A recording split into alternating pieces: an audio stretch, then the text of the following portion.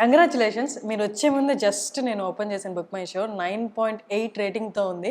Full హవా నడుస్తుంది. After all that struggle success. కాదు, ఆల్వేస్ హార్డ్ వర్క్ ఒక ఒక స్వీట్ రివార్డ్ మీకోసం ఎదురు చూస్తూ ఉంటుంది. సో మీరు హార్డ్ వర్క్ మాత్రం చేయటమే మీ చేతిలో ఉంది కాబట్టి అది చేసాం. కానీ మీరు చెప్పినట్టు 9.8 బుక్ మై షోలో అన్నట్టు ఈ ఇయర్లో ఎవరు చూడని ఒక నంబర్ అది. యా, అది ఫస్ట్ డే రోజు నుంచి మన సినిమాకి ఆ నంబర్ రావటం చాలా చాలా పెద్ద విషయం. And I'm really proud of the. Exactly. And ఈ సినిమా సక్సెస్ అవ్వడం ముందు సినిమాలతో కంపేర్ చేస్తే చాలా ఇంపార్టెంట్. ఎందుకంటే చాలా ఫేస్ చేశారు ఈ మధ్యలో. అండ్ ఈ సినిమా సక్సెస్ అనేది మీరు బయటకు వచ్చి ఎంత మాట్లాడినా సక్సెస్ ఇచ్చే సమాధానం వేరన్నట్టు 9.8 ఈస్ ద రిజల్ట్. ముఖ్యంగా audience is a separate planet అండి. అది వాళ్ళ ప్రపంచం వేరు. సో ఈ సినిమాతో నాకు అది నేను ప్లాన్ చేసి చేయట్లేదు, కానీ నాకు నా ఆడియన్స్కి మధ్యలో ఒక డైరెక్ట్ ఒక రిలేషన్షిప్, ఒక అనుబంధం నాకు డెవలప్ అవుతున్నట్టు కనిపిస్తుంది. ఎందుకంటే ఈ లాస్ట్ 20 yearsలో ఒక నటుడుగా ఒక ట్రావెల్లో నేను జనాల ముందు రావాలంటే నన్ను నమ్మి ఎవరు నాతో సినిమా తీయాలి. అది సరిగా జరగలేదని నేనే నన్ను నమ్మి నేనే డబ్బులు పెట్టి నేనే నిర్మాతగా యాక్టర్గా చేశాను. ఆ సినిమాకి ఈరోజు మంచి రిజల్ట్ వచ్చింది. దీనివల్ల ఏం అర్థమవుతుందంటే సిద్ధార్థ్ మంచి సినిమా తీస్తే మేము ఉన్నామని. అది నాకు ఇన్స్టాగ్రామ్లో కానీ సోషల్ మీడియాలో ఎక్కడ నన్ను కలుస్తున్నప్పుడు అందరూ అంటున్నారు, మిమ్మల్ని అలా స్టేజ్లో చూసింది నాకు అలా మరీ బాధ కలిగింది. మీరు అలా ప్లీజ్ ఎప్పుడు ఫీల్ అవ్వద్దు, we are all there with you, ఎందుకు మీకు అలా ఫీల్ అయిందని. లేదు, కొన్నిసార్లు కొన్ని విషయాలు జరగాల్సిందే. అది జరిగితేనే మన రియల్ వాల్యూ ఏంటో మనకు అర్థమవుతుంది. మనల్ని మన ఆడియన్సెస్ ఎంత మిస్ అవుతున్నారో వాళ్ళే మనకు కమ్యూనికేట్ చేసేలా మనం వాళ్ళకి అవకాశం ఇవ్వాలి. సో ఆ అవకాశం ఈ చిన్న సినిమా. అండ్ నేను ముందే చెప్పాను, నాకు ఇంతకంటే బెటర్ సినిమా తీయటం రాదు. నాకు తెలిసిన సినిమా మొత్తం ఈ సినిమాలో నేను పెట్టేశాను. నా సొంత డబ్బులు పెట్టేశాను. నేను ఎలాంటి సినిమాలు చూడాలనుకుంటున్నానో అలాంటి సినిమా ఇంకెవరు తీయకపోతే నేనే తీస్తానని ఈ సినిమా తీశాను. సో దీంతో అందరికీ అర్థమై ఉంటుంది సిద్ధార్థ్కి ఎలాంటి సినిమాలు చేయటం యాజ్ అన్ యాక్టర్ ఇష్టం, యాజ్ అ ప్రొడ్యూసర్ అతను నమ్మి చేశారంటే అతని మైండ్ ఎలా వర్క్ అవుతుందని. సో ఇది ఒక విజిటింగ్ కార్డ్లా తీసుకోండి. నెక్స్ట్ 20 yearsకి సిద్ధార్థ్ అంటే ఎవరు అంటే ఈ సినిమా ఒక మంచి రెఫరెన్స్ పాయింట్గా ఉండిపోతుందంటే నేను చాలా హ్యాపీగా ఫీల్ అవుతాను. గ్రేట్. 20 years ఆఫ్ ఇండస్ట్రీ, దానికి ముందు నుంచే ఉన్నారు యాజ్ అన్ ఐడి. కన్నెత్తలు ముట్టిమిట్టాల్లో కూడా మీరు ఐడిగా ఉన్నారు. 20 years ఆఫ్ ఇండస్ట్రీలో ఒకటే ఇండస్ట్రీలో ఉన్నారు, ఎన్నో ఫేస్ చేశారు. ఈ మార్నింగ్ కూడా లేచి ఇంత యాక్టివ్గా పరిగెడుతున్నారు అంటే what is that only driving force? This is my favourite thing అండి. నాకు cinema is my favourite thing. నాకు మీకు ఒక చిన్నప్పుడు ఒక ఫేవరెట్ టాయ్ ఉంటుంది కదా, దాని పక్కనే మీరు ఉంటారు, ప్రతిరోజు దాన్ని పట్టుకుని మీరు పడుకుంటారు. Cinema is like that for me. నాకు తల్లిదండ్రి దాటి ఒక రిలేషన్షిప్ సినిమాతో ఉంది. అండ్ నేను సినిమాలో లైఫ్ లాంగ్ ఉంటానని నేను 15 వయసు ఉన్నప్పుడు చెప్పాము అమ్మ నాతో. సో అప్పుడే ఒక తెలియని కాన్ఫిడెన్స్, ఇదే నా లైఫ్, ఇక్కడే ఉంటానని. అండ్ 21 నుంచి ఉన్నాను ఈ ఇండస్ట్రీలో, ఏజ్ ఆఫ్ 21 నుంచి. సో 23 years అయిపోయినాయి. అండ్ ఈ 23 years నా హాఫ్ ఆఫ్ మై లైఫ్ కంటే ఎక్కువ. సో ఇట్స్ ఎవ్రీథింగ్ అని చెప్పాలి కదా. ఇది నాకు పెళ్ళి కాలే, బట్ అలాంటి ఒక more than half your life మీరు ఒకే విషయంతో ఉంటే అది ఇట్స్ మెంట్ టు బి అంటారు కదా. So cinema is my soulmate. And అందుకే నాకు కాన్ఫిడెన్స్కి సిద్ధార్థ్కి ఎప్పుడు తక్కువ ఉండలేదు, అది అందరూ చెప్తారు. కానీ ఎనర్జీ ఎక్కడి నుంచి వస్తుందంటే నేను చేస్తున్న పని నేను ఇష్టపడి చేస్తున్నాను. ఎవరు చెప్పి నేను చేయట్లేదు, సర్వైవల్ కోసం అస్సలు చేయట్లేదు, డబ్బుల కోసం అయితే చేయట్లేదు. ఎప్పుడు లేదు. స్టార్టింగ్ డేస్లో ఫస్ట్ నుంచి ఛాన్సే లేదు. నేను నా ఫస్ట్ 2000 రూపీస్ నెలకి జీతం వచ్చినప్పుడు కూడా ఇంటికే పంపించేస్తాను. నేను నాకు పెద్దగా ఖర్చులు ఉండవు. బట్ హీరో అంటే మెయింటెనెన్స్ ఉండాలి, ఇవన్నీ you don't believe in that? Hero maintenance అంటే నాకు జనరల్గా నా చుట్టూ ఒక్కరిద్దరు ఉంటే చాలు, దానికి పైన ఉంటే నాకు చిరాకు దొరుకుతుంది. సో నేను ఎవరిని, నాకు ఈ పెద్ద పెద్ద బిల్ 5-10 అంటే నాకే చిన్నగా సిగ్గు రావటం, కొంచెం మొహమాట పడతాను. I like to be by myself, privacy ఇష్టం నాకు. సో హీరో మెయింటెనెన్స్ అంటే ఎంత మెయింటైన్ చేసినా ఇంతే తినగలం కదా, ఇది తినలేము కదా, సో ఈ చేతిలోనే తినాలి కదా. సో మెయింటెనెన్స్ చిన్నప్పటి నుంచి అంతే. అంటే ఒక హీరోకి ఆడియన్స్కి ఉన్న రిలేషన్, యాజ్ యూ సెడ్ ఇందాక, అది ఎప్పుడు స్ట్రైట్గానే ఉంటుంది. మంచి సినిమా తీసారా హిట్ ఇస్తాం, ఫ్లాప్ సినిమా తీసారా వాళ్ళు 250 రూపీస్ టికెట్ కొనేందుకు ఎన్ని తిట్టాలో అన్ని తిట్టేసి వెళ్ళిపోతారు. అంటే ఈ క్వశ్చన్ ఆన్సర్ చేసే ముందు, అంటే అంతకుముందు వరకు నేను నీకు నార్మల్ ఫ్యాన్ని, మొన్న కన్నడ ఇండస్ట్రీలో జరిగిన ఇన్సిడెంట్ తర్వాత I became a super fan of you. Okay. The way you handled is very అంత హంబుల్గా కూల్గా. I can feel that. అంటే ఒక డోర్ ఓపెన్ చేసి కొంతమంది మీదకి వచ్చేసి సంబంధం లేకుండా మాట్లాడుతున్నప్పుడు that embarrassing situation is very tough to handle. The way you handle, పద్ధతిగా లేచి మీ నమస్కారం చేసి చాలా హంబుల్గా వెళ్ళిపోయారు. How did you handle that? కాదు, ఇది చాలా మంది అడిగారు నాకు. నిజంగా నాకు ఆ రోజు అది జరగబోతుందని అస్సలు ఐడియా లేదు. సో ఒక యాక్టర్గా నేను రిహర్సల్ లేకుండా ఒక్క సీన్ కూడా యాక్ట్ చేయట్లేదు నా కెరియర్లో. ఏం చేయబోతున్నాం ముందే డిస్కస్ చేసి ఏం మాట్లాడాలి, అది ఎలా మాట్లాడుతున్నాం అని ఆలోచించి కరెక్ట్గా రిహర్స్ చేసి మేము షూట్కి వెళ్తాం. కొన్నిసార్లు స్టేజ్లో మాట్లాడుతున్నప్పుడు కొంచెం ఆన్ ద స్పాట్లో ఇంప్రూవైజ్ చేసి కొంచెం ఫాస్ట్గా ఆలోచించి మాట్లాడే విషయం వస్తుంది. నాకు స్టేజ్లో మైక్ పట్టుకుని మాట్లాడడం పెద్ద కష్టం అనిపించదు. చిన్నప్పటి నుంచి చేస్తున్నా, వాగుతున్నాను కూడా చెప్పొచ్చు. కానీ ఆ రోజు నాకు ఐ థింక్ అంతకంటే ఎక్కువ నన్ను ఎవరు షేక్ చేయలేరు అని అన్నట్టు ఉంది నాకు ఆ పొజిషన్. నేను ఆల్రెడీ చూసేసా. ఎందుకంటే సొంతంగా సినిమా చేస్తున్నప్పుడు అది ఎక్కడో ఒక పేరెంటల్ ఫీలింగ్ అనుకుంటా. నా సినిమా, నా బిడ్డ.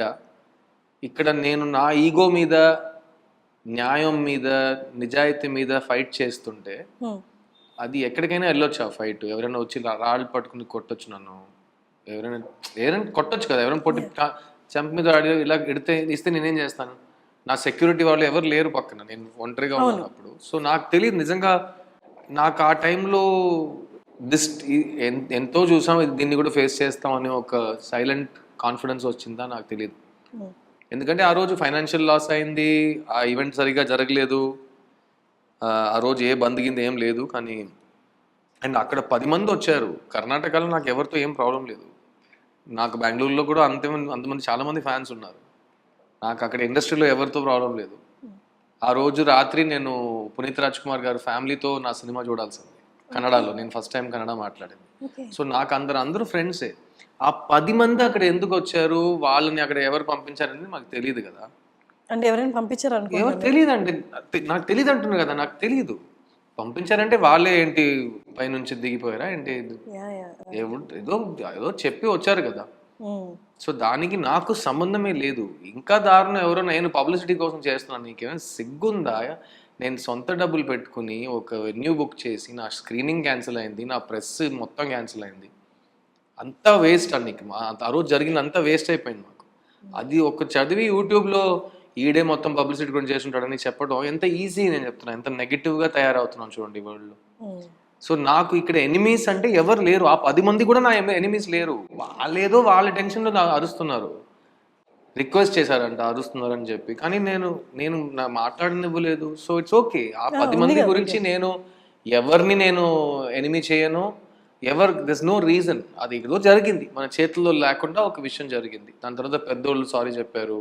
అది కూడా చాలా చాలా చాలా మంచోళ్ళు అందరండి. సో ఇట్స్ నాట్, ఇందులో this nothing else to discuss. కానీ ఆ టైంలో ఏమి చెప్పకుండా రియాక్ట్ అవ్వడానికి ధైర్యం ఎక్కడి నుంచి వచ్చిందంటే నా మైండ్ ఆ ఆలోచనలో వెళ్ళట్లేదు. నా మైండ్ కొంచెం సెల్ఫ్ స్వార్థం మైండ్. నా సినిమా గురించి ఆ రోజు మాట్లాడలేకపోయాను. నేను కన్నడలో డబ్బింగ్ చెప్పింది నేను వాళ్ళకి చూపించలేకపోయాను ఆ రోజు సినిమాని. సో నా సినిమా రివ్యూ రాలేదు ఆ రోజు. ప్రెస్ వాళ్ళు అందరూ వచ్చి సినిమా చూసి రివ్యూ ఇవ్వకుండా, సినిమా చూడకుండా వెళ్ళిపోయారు. సో నాకు అదే బాధ ఆ రోజు. ఎందుకంటే ఈ చిన్న సినిమా నా కెరియర్ బెస్ట్ ఫిల్మ్ అది. సో నా కెరియర్ బెస్ట్ ఫిల్మ్లో అది జరుగుతున్నప్పుడు నాకు కొంచెం హర్ట్ అయింది అంతే. అండ్ సెకండ్, మీరు చెప్పినట్టు ఆడియన్స్తో రిలేషన్షిప్. ఈ చిన్న సినిమా రిలీజ్ ముందు చెప్పా. ఇప్పుడు నేను